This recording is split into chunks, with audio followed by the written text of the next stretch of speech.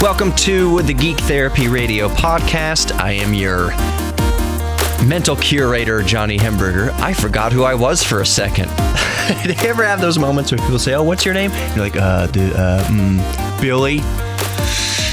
No, I forget my age all the time. I know that I'm 36 for sure without even thinking about it, just because I had a birthday recently. But before that, you know, when you go to Specs or you go to buy some beer or something like that, how old are you? Older than 21. I don't know. 30 something in the 30s? I don't know. Let me check my ID real quick.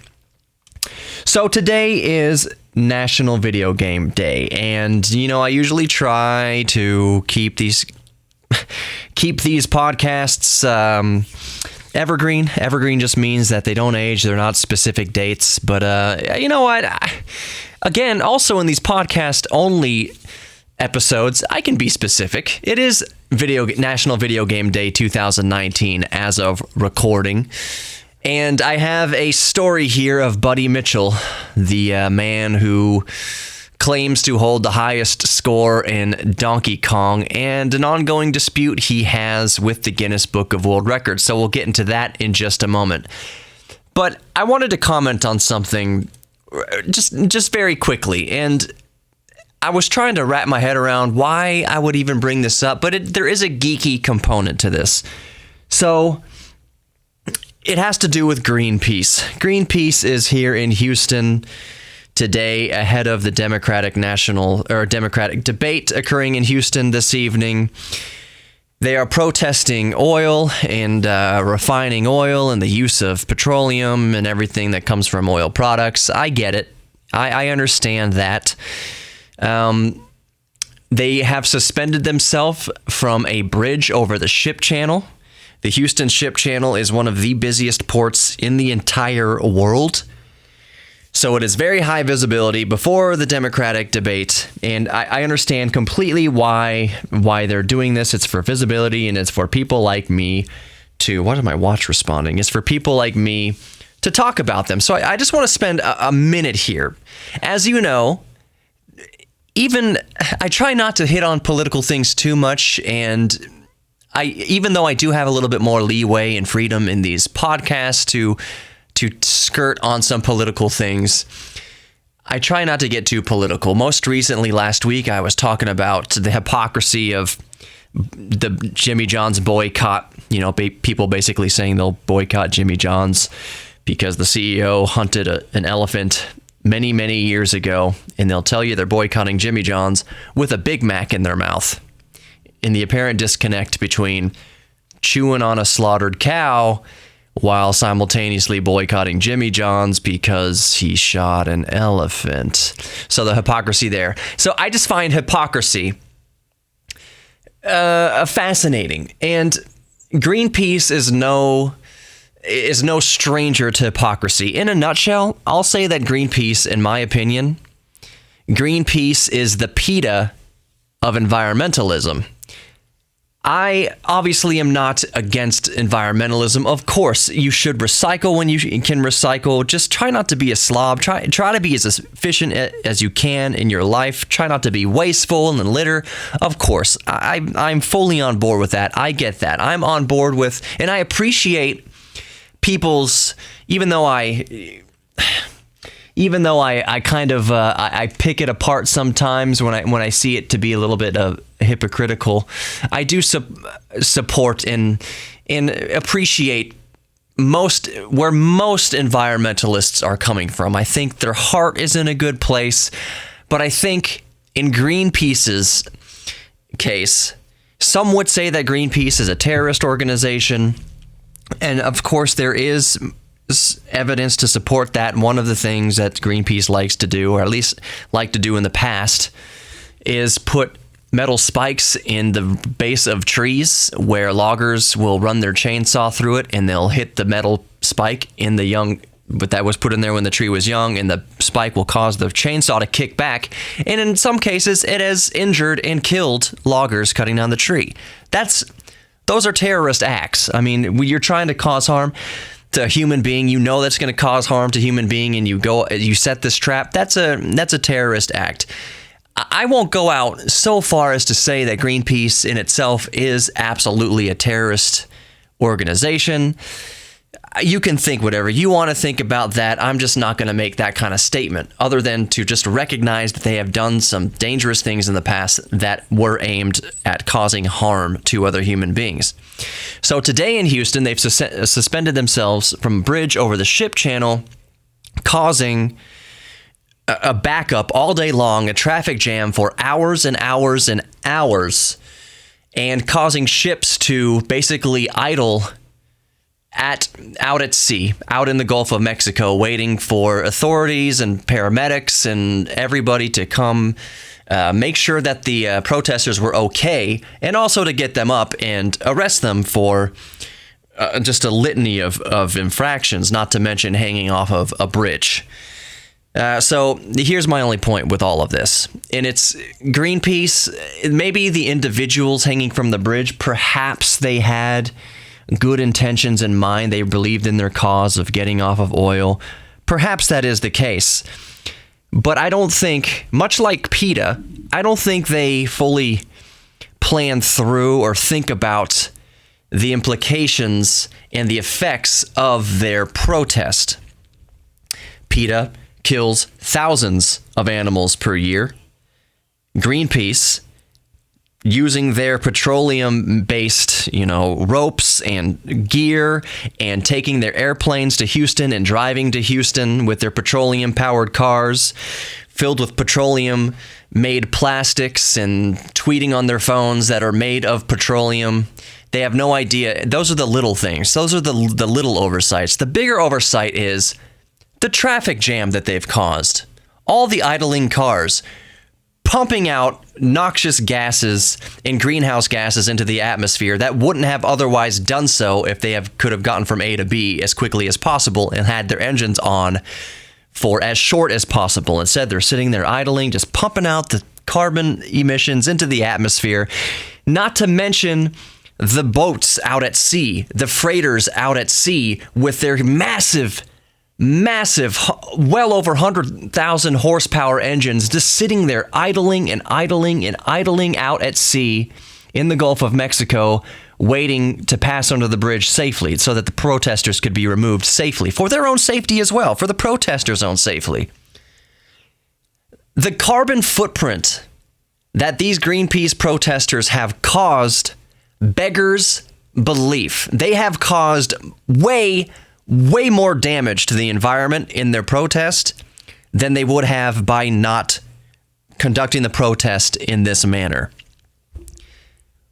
Why can't you just tell people to recycle? Why can't you just, respectfully let people know that recycling is good for the environment? That's where most people are okay with that. I guarantee you there are people that were caught in that traffic jam that couldn't get home to their kids, or that couldn't get home to feed their pets, or had a sick family member at home that may have to go to the hospital now because they weren't receiving care.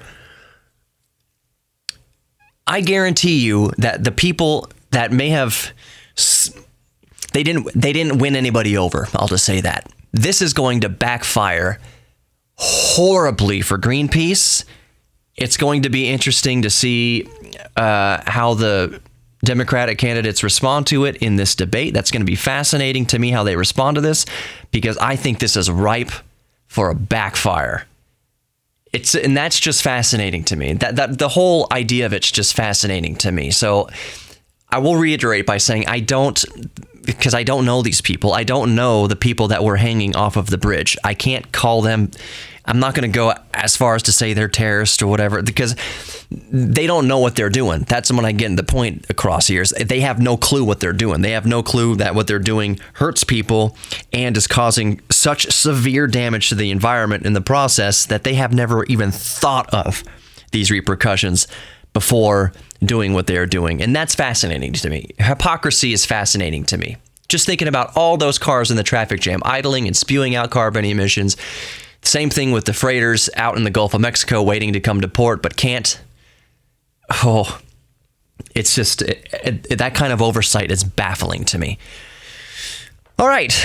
So, potentially controversial first 10 minutes aside, even though I don't know how that would be controversial. I know plenty of my left-leaning friends who also severely dislike Greenpeace the same way they dislike PETA, because they're frauds and they do more damage than good.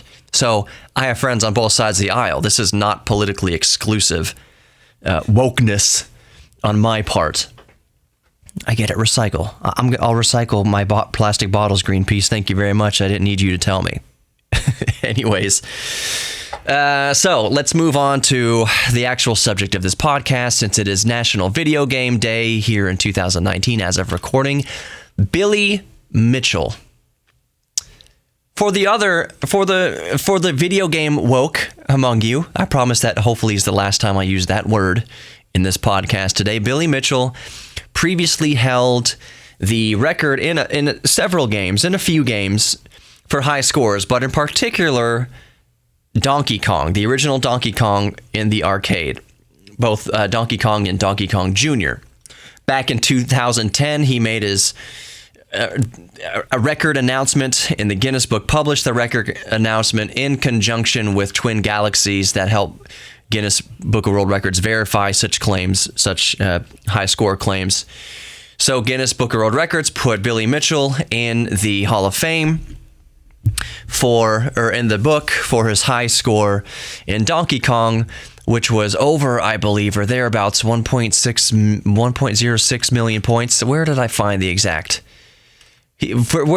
exact figure there? But it's well over 1 million points, which is, to the uninitiated, seemingly impossible to do with only one coin, one credit in Donkey Kong. 1.06 million points in Donkey Kong at his 2010 press conference. So here's the dispute. Billy Mitchell is seeking reinstatement in the Guinness Book of World Records. He supplied over 120 pages of documents for the Guinness Book of World Records to pour through, with evidence saying that he did in fact achieve this world record, because the discrepancy here, the debate here, and why he got pulled out of the Guinness Book of World Records is the Guinness Book of World Records and other adjudicating entities found that there's strong evidence that Billy Mitchell used an emulator to achieve the high score. That's not to say that the emulator got him the high score, or he did anything automatic. He set up macros or any sort of aid within the emulator. And to bring you up to speed, emulator means playing Donkey Kong on an actual modern computer, like on a PC, instead of the original PCB hardware circuit boards of the original Donkey Kong arcade cabinets. To set world records, you cannot use an emulator to do it. Not that you will commit fraud with the emulator, but that it is not authentic. You can't set an authentic record on inauthentic equipment. There are subtle differences. There's subtle in emulators. There are subtle timing differences. It is not a perfect emulation of the actual hardware by its very nature. It comes very, very close to emulating it as perfectly as possible, but it's almost impossible to do. That's just the nature of emulation. That's why it doesn't count for official world records. Billy Mitchell is trying to produce all this evidence and make a case that he's being defamed, that his name is being dragged through the mud, and these openly inflammatory statements are being made against him, and he's I don't think libel is part of this official case that he's bringing against the Guinness Book of World Records. But it is a debacle in the at least the retro gaming universe. So here's my commentary on it. This is just commentary, it's just opinion. In the video evidence, when you slow it down into slow motion, and this is not something that I've discovered on my own. This is just something that has been well documented. In his official tapes of breaking the world record of Donkey Kong in 2010, you can see a screen transition that appears only to occur and then emulator called MAME, which off the top of my head, multiple arcade machine emulation. That's what MAME stands for, MAME, multiple arcade emulation. That is multiple arcade machine emulation.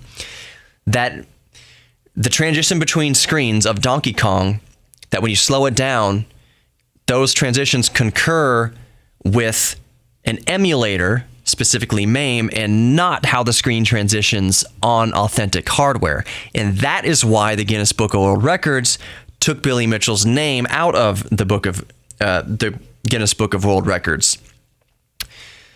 This is a big, you may be wondering, why is this such a big deal? Why does this guy care so much about his name being in the Guinness Book of World Records? And I'll tell you, because at first I asked myself that question, and then I very quickly remembered. I think there's a Netflix documentary, by the way, called The King of Kong or something like that. Look up just type in like Billy Mitchell into Netflix and it'll come up. Probably on YouTube as well. It's a documentary about him breaking the world record. Him holding this record and being recognized for this record is important to him because this is how this guy generates income. I'm not sure that it's his only job, but he absolutely has made a significant amount of money by being the record holder in at least Donkey Kong. There is a financial incentive, in other words, TLDR. There's a financial incentive for Billy Mitchell to remain the high score leader in Donkey Kong officially in the Guinness Book of World Records. If he's not, that means he's not going to be invited to events. He's going to lose out on revenue and finances from not being invited to different functions that will pay for his appearance. So I understand his desire to be reinstated in the Guinness Book of World Records. That makes sense to me. Further on in my commentary along here is it doesn't help. This is just personal opinion. And I'll let you watch these documentaries and research Billy Mitchell yourself. He comes off to me, and I know a lot of other people, as kind of, how do I put this without, he comes off, whether or not he actually is, you see how legal I'm being with this? He comes off at least as extremely arrogant, as a person that most people would not want to spend more than 5 minutes around, because seems like the arrogance and the hypercritical nature of his demeanor would make it almost impossible to have a good time around. Now that's just my feeling that I get from him, at least through a screen. I've never met Billy Mitchell. Maybe in person, off camera, he might be the most gentle teddy bear that ever existed, the most agreeable human in the world. But every source of evidence that I've ever seen about him on any screen and in any audio, he comes off as such an arrogant person. And it seems to me like perhaps a lot of people wouldn't want to do business with him not because that his title is in dispute, but that he just seems like if what they know about him is on YouTube and behind the scenes stuff and documentaries, maybe they don't want to do business with him because he seems arrogant. I keep using that A word because I don't want to use other A words. You get the type of person I'm talking about. Whether they realize it or not, they're abrasive. That's another good A word to describe. The vibe I get from Billy Mitchell is abrasive. That said, I do think he has every right to try to prove his case. I am not here to go to bat for Billy Mitchell, but it's just fair. Just like the Greenpeace, I'm not comparing Billy Mitchell to Greenpeace, but just like those Greenpeace protesters, they get their day in court. They absolutely have their free chance to defend themselves. Of course, everyone gets that right, at least in this country.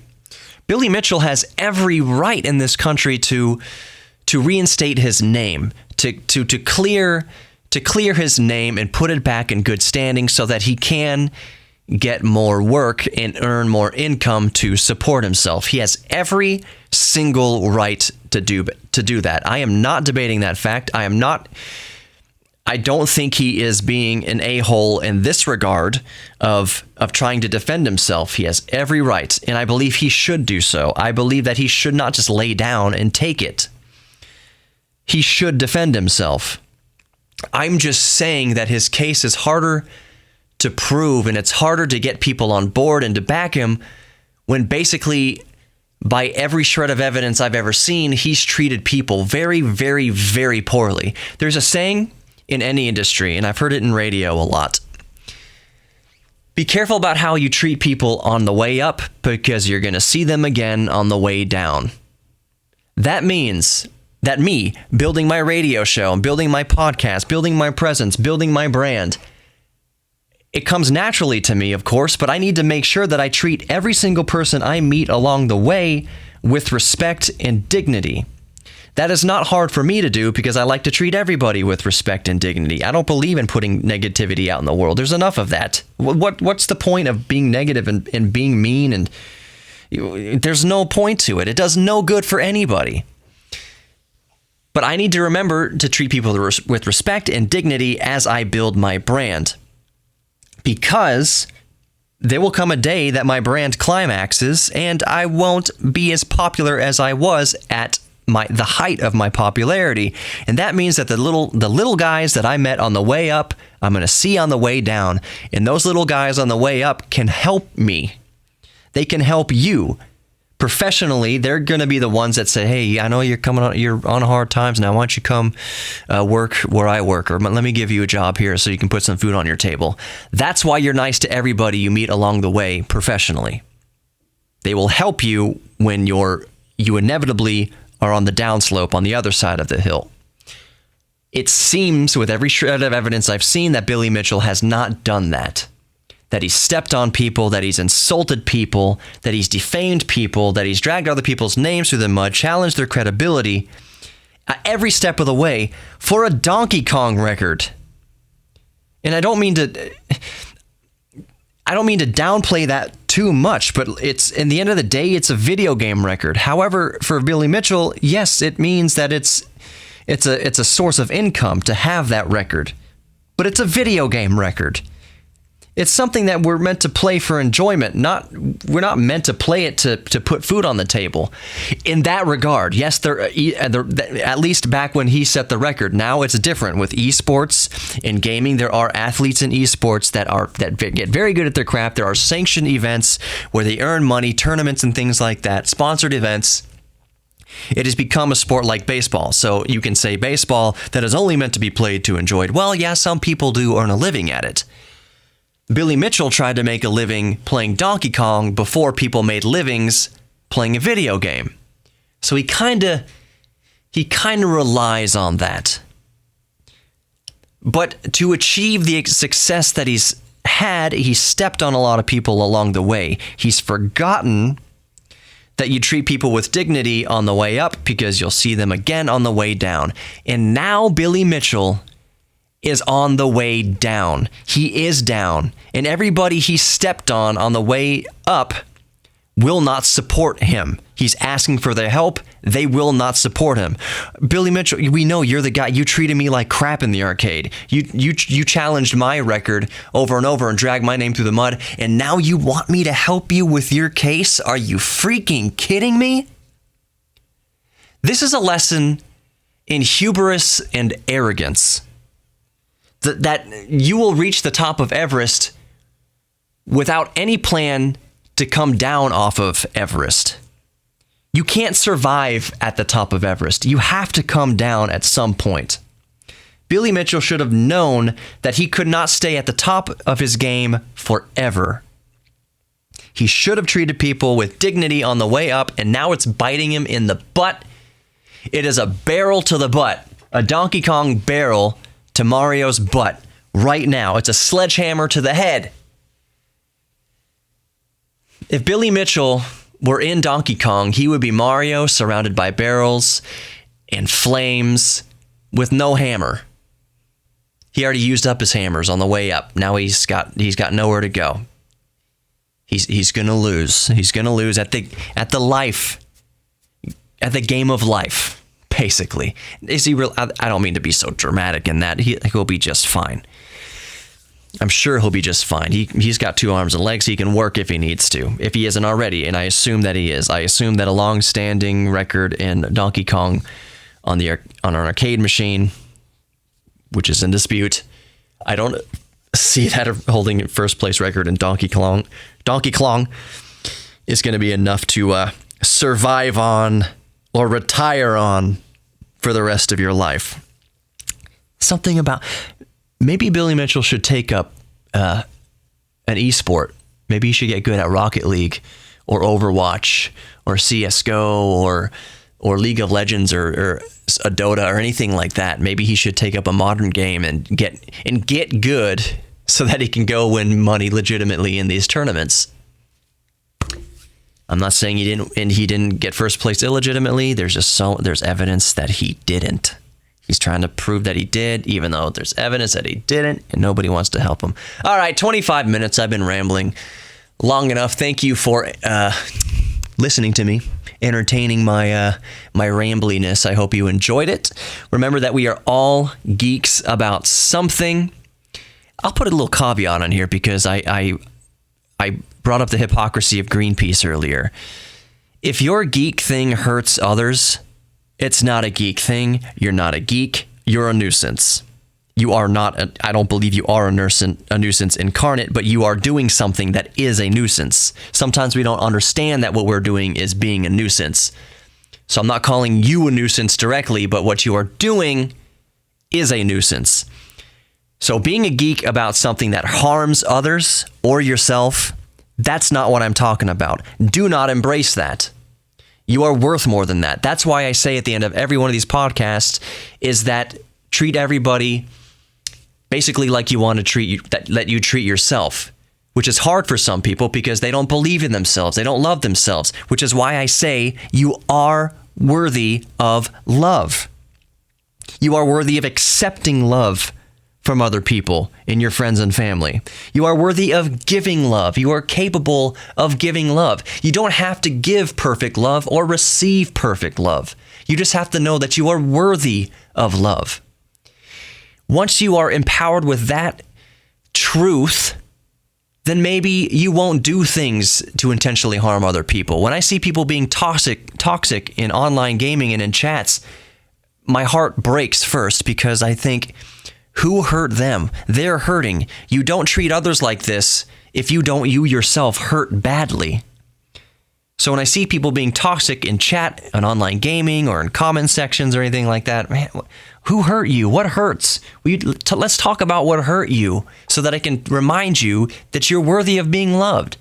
You're not the terrible person you think you are. We all make mistakes. We all make horrible mistakes.